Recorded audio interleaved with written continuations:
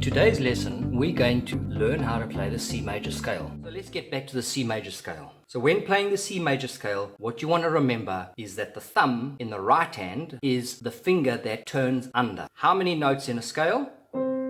Yes, that's correct. 8 notes. Well, essentially 7. The last note is a repeat of the bottom note. The tonic, which is the first note of the scale, and I call this the upper tonic, okay, which is the first note of the scale, but it's at the top of the scale. Let's just stick with 8 notes in a scale. And how many fingers do I have? It's correct, I only have 5 fingers. What I've got to do is group my fingers in 5 and 3 to make 8. Now, if you look at this position over here, if I played the C major scale like this, what do I do now? Can you see that looks awkward?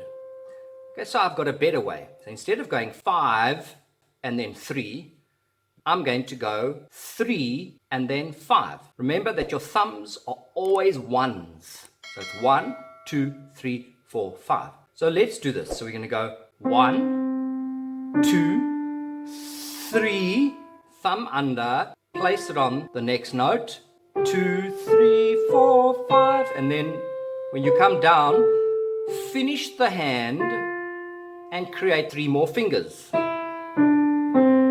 Okay, let's do that again. 1, 2, 3. Notice my thumb already goes under the hand. 1, 2, 3, 4, 5, and then 5, 4, 3, 2, 1, and the third finger goes over to create 3 more fingers.